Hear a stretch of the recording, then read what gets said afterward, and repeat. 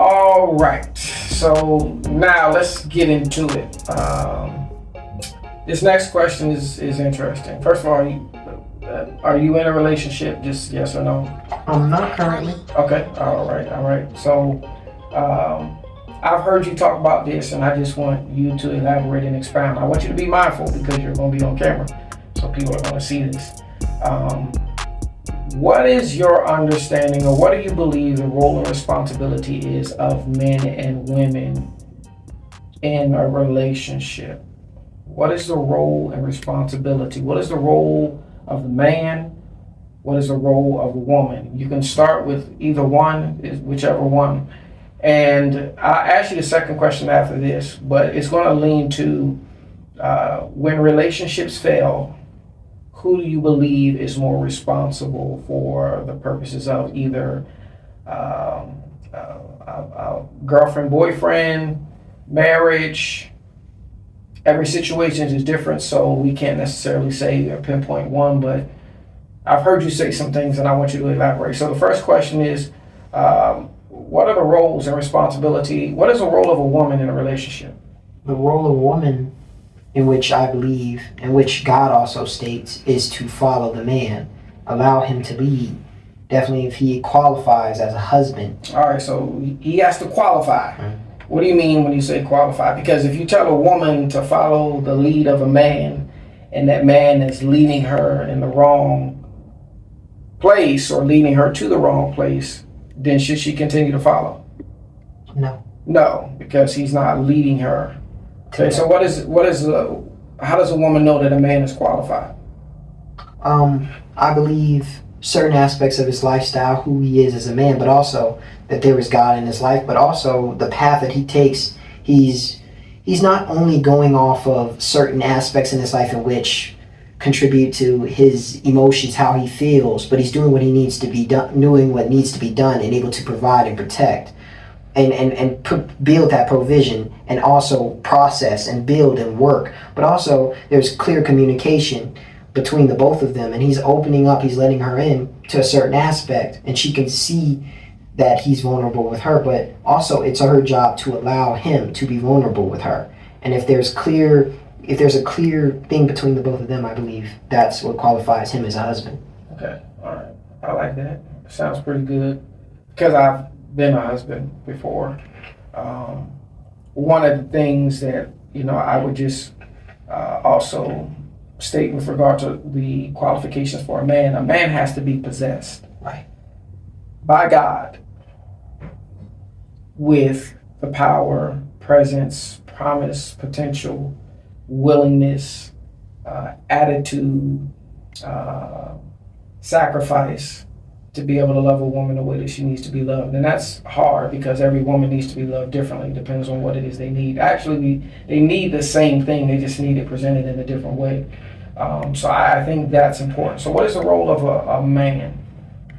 The role of a man, I believe, is duty, work, but also building that future, but also setting the foundation. You are the leader. It is your job to, I believe, evolve. Your job to grow. Now we're talking about a context of his relationship with her. So he needs to work. Right. The first thing that God gave a man was a job. Right. He didn't give him a woman. Exactly. We know that, right? Okay, so he needs to work. He needs to be able to take care of himself first, and then to be able to take care of whatever other roles or responsibility he has, including her. Does he also need to include her in his aspirations, the things that he endeavors to do? Like, if he's only saying I, should he say that, well, we are going to do this? What? Go ahead. Let me step back because I want you to talk. When it comes to aspirations, I do believe there are some things that you may involve your wife in. They're like big aspirations or small aspirations. I believe it's just the small things that you two should work on building first. Before small things like what? Clear things in a relationship, maybe working towards small goals to accomplish with each other, knowing, okay, here's my goal, and I know she's got the same mindset as I do, and I see that within her. So I can work with her on that aspiration. We can both go there together. What if she discovers her goals before you discover yours? What if she discovers her purpose before you? Could you do the same? Would you support her? Should you?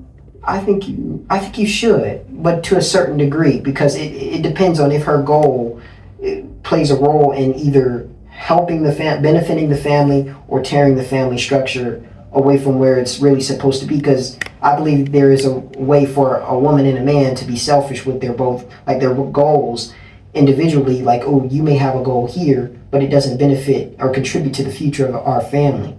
How does that contribute to our family when you're over here doing that?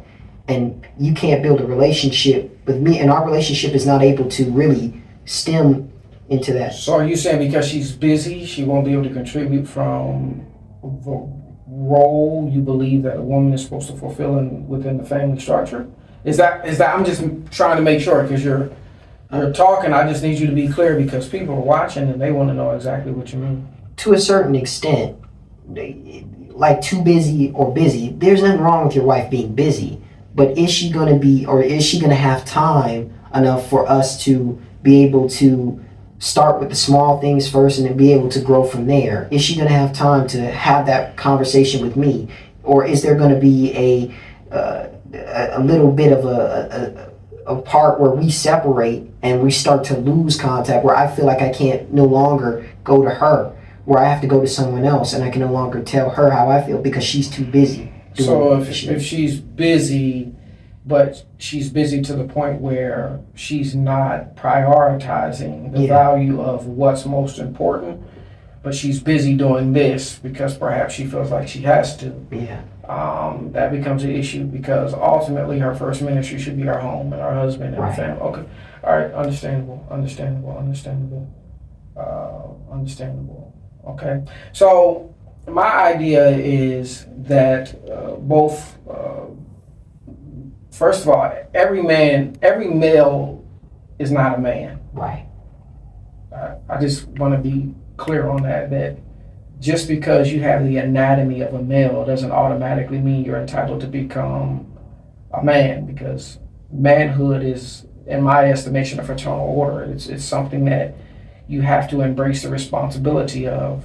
And a lot of males, just because you turn a certain age or because you look a certain way, doesn't automatically, just because you have a penis doesn't mean that you are a man. You're not automatically entitled to that. That's something that requires for you to bear the burden of responsibility that God has placed upon you, and to consistently walk in the mantle. That's what masculinity is. Masculinity is the culture of a man. Right. It's the things that you see or that resemble the essence of a man being present. And if anything is done in the world, any kind of attack were to occur, it usually occurs where there's the absence of manhood. To emasculate men is killing them.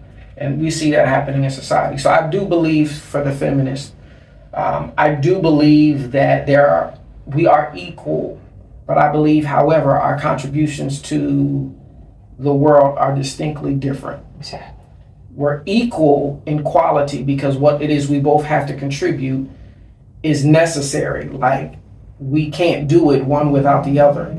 However, the roles of responsibility that have been designated to us by God are distinctly different. And I can't do what she can do, and she can't do what I can do. No matter how hard we try, it's not going to be able to be done. So I do believe those things are very important for us to understand. And as far as roles of men and women, yeah, we do have to do a better job.